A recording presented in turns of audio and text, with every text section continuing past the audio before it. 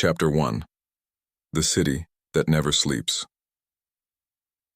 The rain fell incessantly that night, transforming the city streets into distorted mirrors, reflecting the neon lights of bars and nightclubs.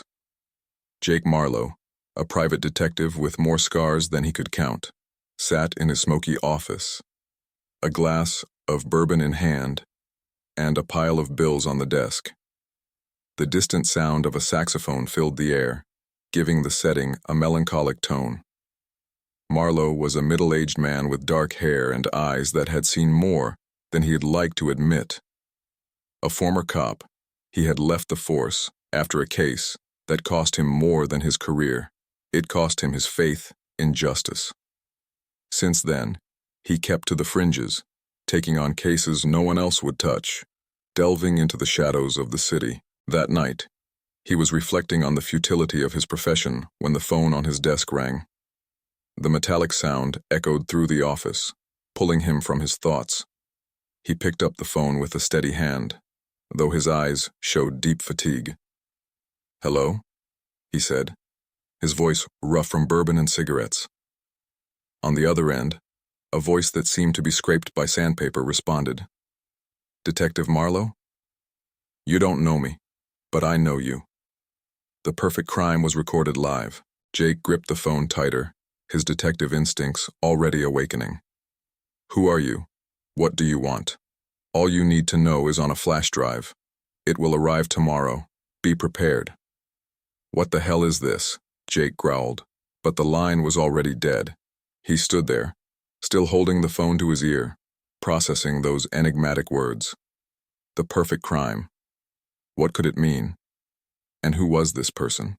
The next morning, a small package was left at his office door. Jake carefully picked up the package, almost feeling the weight of the information contained within.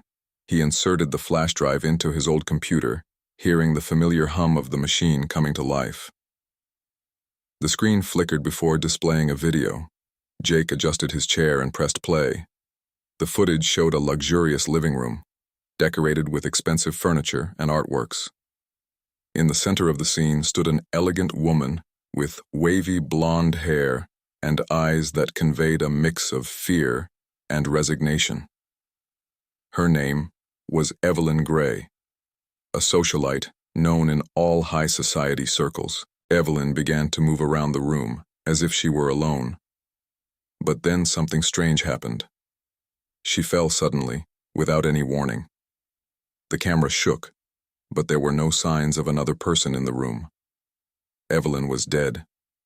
Jake paused the video and leaned back in his chair, lighting a cigarette. What he had just seen was disturbing. Evelyn Gray, a woman surrounded by mysteries and intrigues, murdered in a manner that seemed impossible.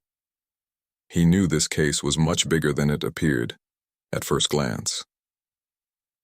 "Looks like you have a new puzzle, Marlowe," he muttered to himself, releasing a cloud of smoke that dissolved into the air.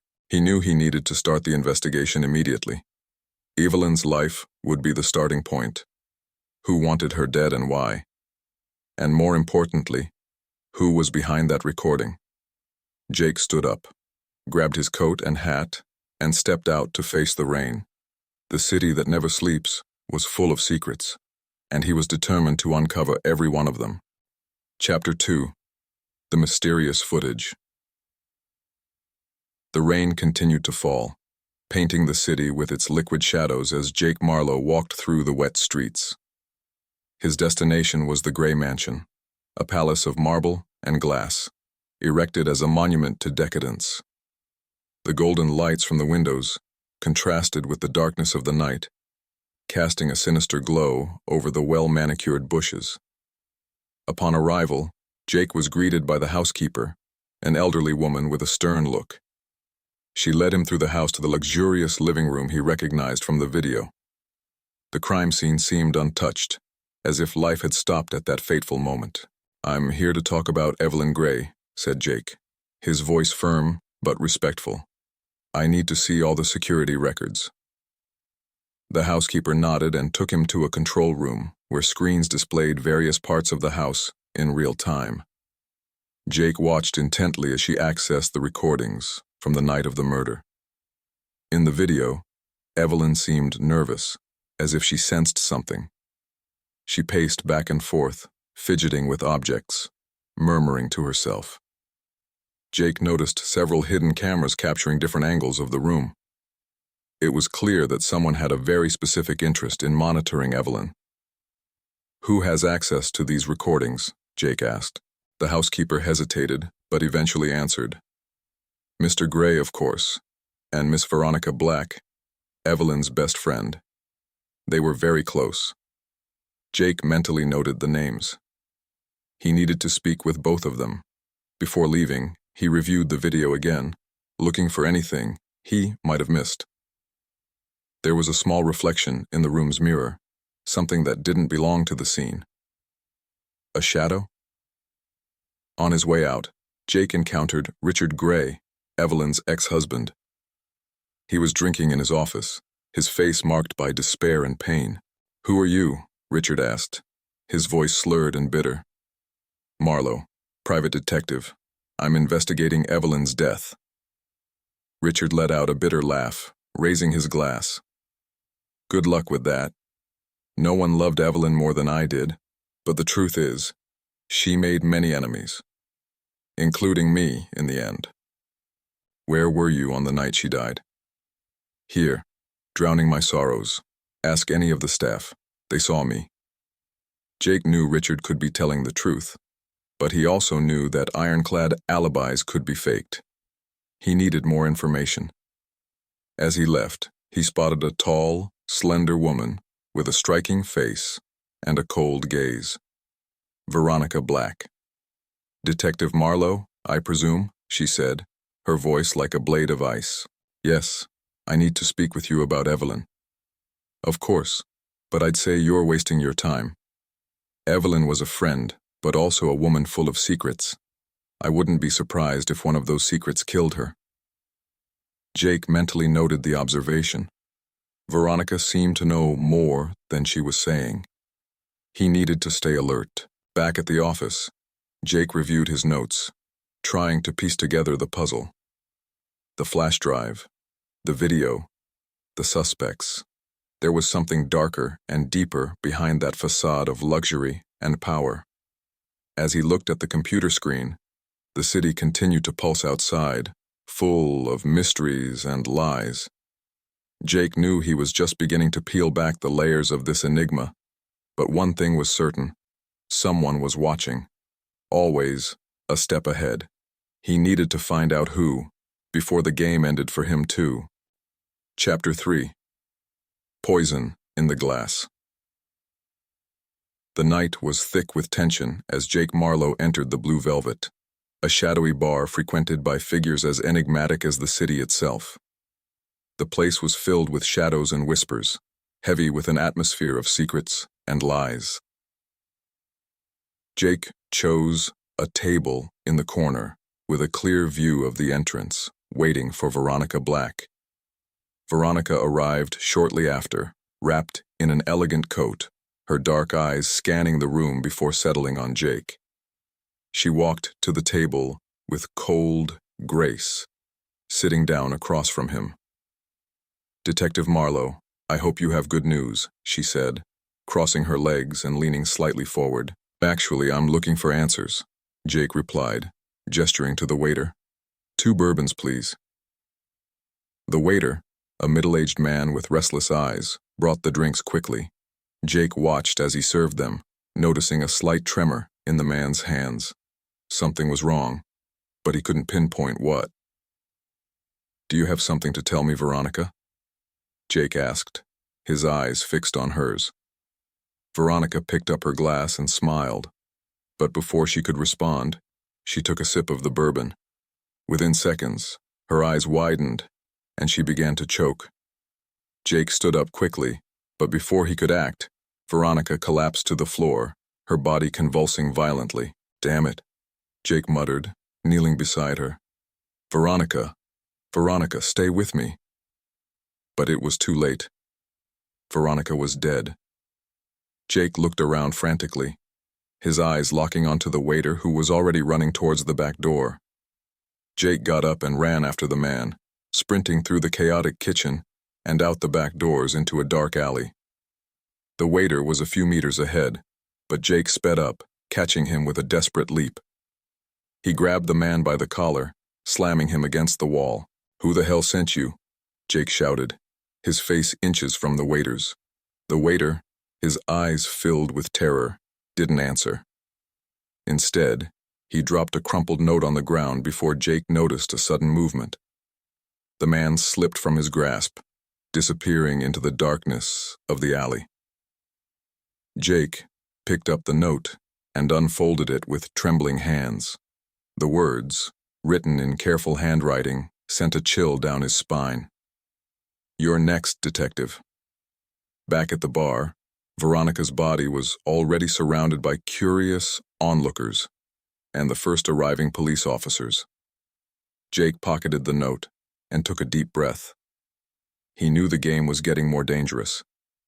Someone was playing with him, manipulating every move. He looked one last time at Veronica, feeling a mix of anger and sadness. She knew more than she said, and now she was dead. Whoever was behind this had just made the investigation personal. Jake was determined to follow every lead, uncover every secret, and he wouldn't stop until he found the killer. As the ambulance siren echoed through the night, Jake Marlowe left the Blue Velvet, determined not to be the next on the list. Chapter 4: The Laughter in the Dark. The night was still thick when Jake Marlowe returned to his office, the neon lights of the city blinking through the dirty windows. He was exhausted, but adrenaline still coursed through his veins. He tossed his hat onto the desk and grabbed a cigarette, lighting it with a trembling match. The last few hours replayed in his mind, especially the image of Veronica Black collapsing to the floor, poisoned at the Blue Velvet. He sat heavily in his chair, exhaling a long cloud of smoke when he heard a familiar sound, the slide of an envelope being pushed under the door. Jake frowned and stood slowly, crossing the room to pick up what seemed to be a flash drive wrapped in brown paper. Back at his desk, Jake inserted the flash drive into his computer, hearing the familiar hum of the machine as the video loaded. He didn't know what to expect, but something in his gut told him it wouldn't be good. The video began to play, showing grainy footage of the Blue Velvet. The perspective seemed to come from a security camera, focused exactly on the table where he and Veronica had sat. Jake watched as the waiter served the two bourbons, his trembling hand noticeable, even in the footage. The camera continued to capture every detail. Veronica picking up the glass, the few seconds it took her to take a sip, and then the horrific moment when she began to choke and collapse to the floor.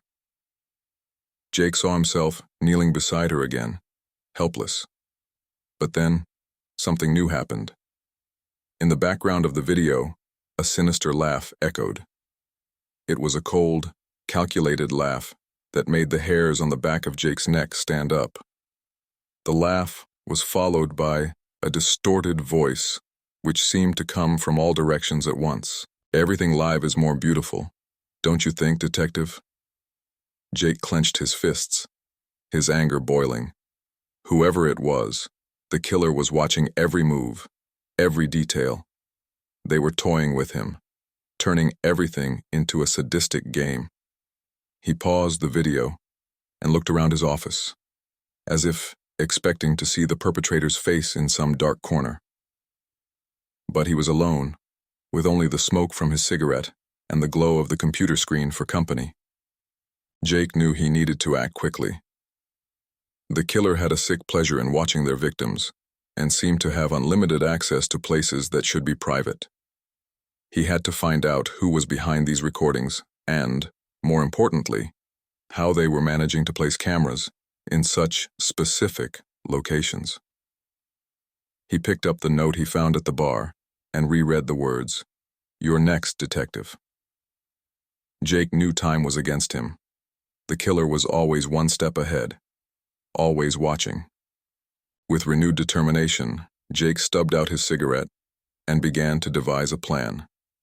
He needed to revisit every place, every person involved: Evelyn Gray's life, Veronica's death, the nervous waiter, and the sinister laugh. Every piece of the puzzle was connected, and he needed to put them together before it was too late. While the city outside continued its relentless routine, Jake Marlowe knew he was racing against time and an invisible enemy. But he wouldn't back down, not until the last laugh was silenced forever. Chapter 5. The Labyrinth of Shadows. Morning arrived gray, bringing with it a sense of urgency Jake Marlowe could not ignore. He mentally revisited the events of the past nights as he walked through the bustling city streets. Each step took him deeper into the labyrinth of mysteries and secrets. He knew time was against him, and every move had to be calculated with precision. First stop, Richard Gray's house. Jake needed answers about the camera system and the access Veronica had. When he arrived at the Gray mansion, he was greeted once again by the housekeeper, who led him to Richard's study. The man sat behind an imposing desk, his face marked by fatigue and pain. "Marlowe," Richard said without lifting his eyes from the papers before him. "What can I do for you?" "I need to understand more about the house's security system," Jake said, getting straight to the point. "Who installed the cameras, and who had access to the recordings?" Richard sighed, running a hand through his disheveled hair. "It was at Evelyn's request. She was paranoid in the last few months, said someone was following her. We hired a private company. Veronica and I had access, but—" He hesitated, his dark eyes meeting Jake's. Veronica insisted that only she and Evelyn should view the recordings. Jake made a mental note. Veronica was more involved than he thought. He needed to speak with the company that installed the cameras. As he was about to leave, Richard called out to him. "Detective, if you find out who did this, make them pay." Jake nodded and left the mansion, the promise of justice burning in his chest. His next stop was the security company, TechSecure. In the modern minimalist office, he was greeted by a young man named Max, who seemed uncomfortable with the presence of a detective. "Mr. Marlowe, how can I help you?" Max asked, his voice betraying a slight tremble. "I need information about the camera system you installed at the Gray Mansion," Jake said, showing his badge. "Who had access, and if there are records of anyone copying or manipulating the recordings." Max quickly accessed the system, showing a list of access logs. Something caught Jake's attention. There were recent accesses from an unknown user, someone who shouldn't have permission. "This access," Max began, frowning. "It's not ours. Someone managed to hack the system." Jake felt a chill down his spine. Whoever it was, they had advanced resources and knowledge. He needed a new strategy. As he left TechSecure, his phone rang. It was an unknown number. "Marlowe," he answered cautiously. Detective Marlowe. The voice on the other end was the same one he had heard before, distorted and cold. "Are you enjoying the game? The next move will be your last, if you're not careful." "Who are you?" "What do you want?" Jake growled. But the line went dead. He felt the frustration growing. The killer was always a step ahead, playing with him like a master with his pawn. Back at his office, Jake found another package waiting for him. With a resigned sigh, he opened it and inserted the flash drive into his computer. The recording was from a camera in a dark alley, capturing the moment the waiter handed the poisoned drink to Veronica. At the end of the video, the same sinister laugh echoed, accompanied by the message. "Everything live is more beautiful, don't you think, detective?" Jake closed his eyes, trying to control his anger. He needed a plan. He needed to draw the killer out of the shadows. He spent the night devising a trap, something that could finally give him the upper hand. As the city plunged into the darkness of night, Jake knew he was entering the heart of the labyrinth. Each step brought him closer to the truth, but also closer to danger. He needed to uncover who was pulling the strings before he became the next victim. And this time, he was prepared for anything. Chapter 6. The Perfect Trap. Darkness blanketed the city like a velvet shroud, concealing its secrets in the shadows. Jake Marlowe was back at the Blue Velvet, the same bar where Veronica had met her end. He chose a strategic table, from where he could observe the entire room. This time, he wasn't alone. Max, the young man from TechSecure, had agreed to help, providing discreet surveillance equipment. Jake knew the killer was watching, always one step ahead, but this time, he was determined to turn the tables. He mentally reviewed the plan while waiting, his eyes constantly scanning the bar for anything out of the ordinary.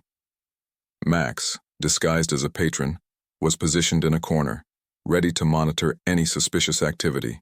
Jake lit a cigarette, the smoke blending with the heavy air of the bar. He knew he needed to do something to draw the killer's attention, something to force him to act. When the waiter approached to ask what he wanted, Jake made his order in a firm voice. 2 bourbons. 1 for me, and 1 for my invisible friend, he said, with a slight cynical smile.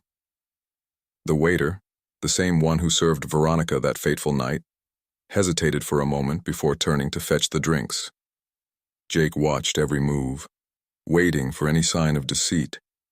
When the drinks arrived, he raised his glass. "A toast to the truth," he said loudly enough for those around to hear. He took a sip, keeping his eyes fixed on the waiter, who now appeared visibly uncomfortable. Jake knew the killer was watching, but he didn't know from where.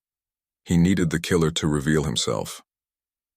Suddenly, Max stood up abruptly, walking over to Jake. He whispered something in his ear, and Jake nodded. They had picked up an unauthorized transmission from an unknown device in the bar. This was the moment he had been waiting for. "Let's dance," Jake muttered, standing up and walking toward the exit, with Max close behind. They exited through the back doors and into a dark alley. Max pointed to an abandoned building across the street.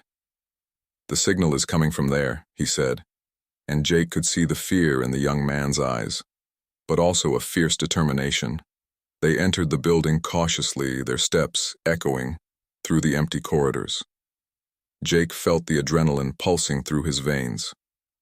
The place was deserted, but there was a lit room at the end. They approached silently, hearing the familiar laughter that now seemed to haunt every corner of Jake's mind. "Everything live is more beautiful, don't you think, detective?" The distorted voice echoed through the room. Jake pushed the door open, finding a room filled with monitors, each showing different angles of the Blue Velvet. In the center sat a middle-aged man with a malicious smile on his face. He was seated in a chair, watching the screens, with sick satisfaction. "You finally arrived, Marlowe," the man said, spinning the chair to face him. "I've been waiting for you." "Who the hell are you?" Jake growled, advancing with determined steps. "Just a lover of theater, detective, and you've been an excellent puppet." Jake took a step forward, but the man raised a hand, holding a remote control. "One false move, and this building goes up in flames," he said, the smile never leaving his face. Jake stopped, his mind racing to find a solution. He knew the man was serious. Max, beside him, kept his eyes fixed on the man, ready to act. "What do you want?" Jake asked, trying to buy time. "I already have what I want, Marlowe. The game, the thrill, the control. But you're just an obstacle. And obstacles must be removed." Before Jake could react, the man pressed the button.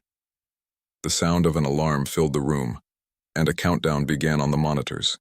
Jake grabbed Max and ran out of the room, the two of them sprinting through the abandoned building as the countdown continued. They barely made it out when an explosion rocked the building, sending debris and flames into the air. Jake and Max fell to the ground, shielding themselves from the shrapnel. "Are you okay?" Jake asked, helping Max to his feet. "Yes, but he got away," Max replied, looking at the wreckage. Jake knew the game was far from over. The killer was always one step ahead, but now he had a clue: the remote control. He needed to find out who was behind this, and quickly, before more lives were lost. As smoke rose into the night sky, Jake Marlowe knew he was closer to the truth, but also closer to danger. The hunt had only just begun, and he was determined not to be the next puppet in the killer's sick game. Chapter 7. The Truth in the Shadows.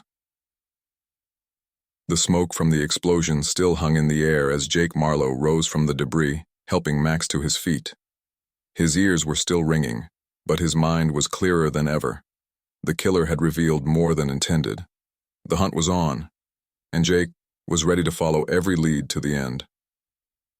Jake and Max returned to Jake's office, where the usual mess of papers and bourbon bottles seemed even more chaotic under the dim light. Jake placed the remote control on the desk, looking at it as if it were the key to a vault full of secrets. "This could lead us to him, Max," said Jake, lighting a cigarette. "We need to find out who has access to this kind of equipment." Max nodded, already working on his laptop. As he typed, Jake mentally reviewed all the suspects, all the clues. There was something he was missing, a connection yet to be made. After a few minutes, Max looked up at Jake, his eyes shining with excitement. "I traced the manufacturer of this remote. It's a company called Black Tech Innovations. They have a facility on the outskirts of the city." Jake felt a spark of hope. He knew they needed to act quickly before the killer had time to react. They took Jake's car and drove towards the facility, an industrial building that looked abandoned but concealed dangerous secrets. When they arrived, Jake and Max approached cautiously. The door was locked, but Max managed to open it with a few improvised tools. They entered, moving silently through the dark corridors. In the heart of the facility, they found a control room filled with high-tech equipment. Monitors displayed various security cameras, many of which Jake recognized from the videos he had received. In the center of the room, a tall, slim man stood with his back to them, working on a computer. Jake advanced, his gun in hand. "It's over for you. Raise your hands and turn around slowly." The man obeyed, a cold smile spreading across his face as he turned. "Detective Marlowe. We finally meet face to face. I am Ethan Black, Veronica's brother. I suppose I should thank you for bringing us here." Jake felt a chill run down his spine. Ethan had the same cold eyes as Veronica, but there was something even more sinister in his gaze. "You killed your own sister?" Jake asked, trying to keep his voice steady. Ethan shrugged, the smile never leaving his face. Veronica knew too much. She was starting to have regrets, wanting to get out. I couldn't allow that. Besides, it was fun watching her fall into the game she helped create. Jake felt his anger bubbling inside him, but remained calm. He needed a confession. He needed evidence.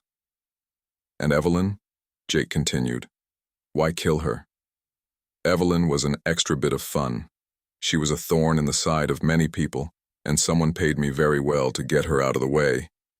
The rest was pure entertainment, and you, detective, were the cherry on top. A perfect pawn." Jake stepped forward, his gun steady. "The game is over, Ethan." Ethan laughed, a sound that echoed off the walls of the room. "Do you really think it ends that easily? I'm just a piece. There are others like me, scattered throughout the city. You'll never stop us all." Before Jake could react, Ethan pressed a button on his computer. The security screens showed various points in the city, each with a bomb about to explode. "Good luck, detective," Ethan said, his smile widening. "The clock is ticking." Jake shot Ethan, but not before he activated the security system, locking the control room doors. Max rushed to the computer, trying to disable the bombs. "We have little time, Jake," Max said, his fingers flying over the keyboard. "I need your help." Jake knelt beside Max, working together to disarm each bomb. Sweat poured down their foreheads, the pressure mounting with each passing second. Finally, with one last effort, they managed to deactivate the system, stopping the countdown with mere seconds to spare. Jake stood up, panting, looking at Ethan's lifeless body. "One down, but we still have many more to find," Jake said, more to himself than to Max. The city was still full of shadows, and Jake knew his mission was far from over. But for now, he had made significant progress. He turned to Max, who was gathering data from the computer. "Let's take this to the police. We have a lot of work ahead of us." As they left the facility, Jake felt a strange mix of victory and unease. The fight was far from over, but he was more determined than ever to clear the city's shadows, one truth at a time. Chapter 8. The Final Showdown. The early morning air was cold and silent as Jake Marlowe and Max left the BlackTech Innovations facility. The first light of dawn began to creep over the horizon, bringing a faint sense of hope. But Jake knew the battle was far from over. He and Max had a vast trove of data in their hands, evidence that could take down Ethan Black's dark network.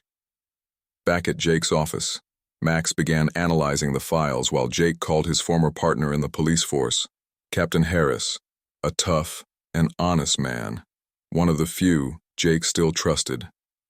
"Harris, it's Marlowe. I've got something big here. Need you and your men now." Harris arrived in less than an hour, bringing a small team of investigators. Jake quickly explained what he had discovered, handing over the files Max had extracted. Ethan Black was playing a sadistic game, but he wasn't alone. "We need to dismantle this network before they cause more deaths," Jake said, his eyes burning with determination. Harris nodded, examining the files. "We're going to need a large operation to arrest everyone involved. But first, we need to make sure Ethan didn't leave any more surprises for us." As Harris' team prepared for the operation, Jake and Max continued analyzing the data, trying to identify all members of the network. There were names of influential people, men and women who operated in the shadows, using their resources to manipulate and destroy lives. Suddenly, Max found something that made his blood run cold. "Jake, look at this," he said, pointing to the screen. Ethan had plans for a mass attack. There are bombs planted in several locations around the city, set to go off in a few hours. Jake felt a knot form in his stomach. They needed to act fast. "Harris," Jake shouted, running into the next room. "We have a critical situation.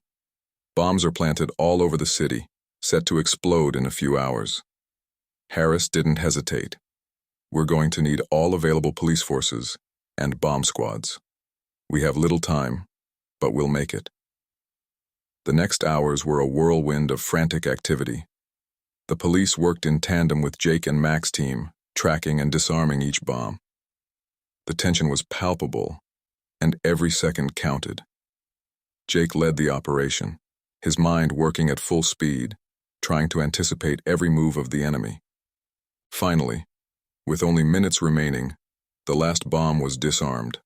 A collective sigh of relief swept through the makeshift control room. "We did it," Harris said, wiping sweat from his brow. "Thanks to you, Marlowe." Jake felt a wave of relief, but also exhaustion. The battle had been won, but the war against Ethan's dark network continued. They had saved the city from catastrophe, but they still needed to ensure all involved were brought to justice. As the police began arresting the conspirators identified in the files, Jake allowed himself a moment of reflection. He looked out the window of his office, watching the first rays of dawn illuminate the city he had sworn to protect. He felt a hand on his shoulder and turned to see Max, exhausted but smiling. "We did good, Jake," Max said, "but there's still a lot to do." Jake nodded. "Yes, Max." there are still many shadows to illuminate. In the days that followed, the operation was a success. The conspirators were arrested, and Ethan Black's network was dismantled. The city was safer, but Jake knew there would always be new challenges, new secrets hidden in the shadows. And as long as there were shadows, there would also be light. Jake Marlowe was determined to continue his fight, illuminating every dark corner of the city, one step at a time. Justice had prevailed, at least for now, but a detective's work is never done. As Jake walked the city streets, he knew he was ready for the next mystery, the next challenge. The city that never sleeps was full of secrets, and he was ready to unearth every one of them, no matter how deep he had to dig.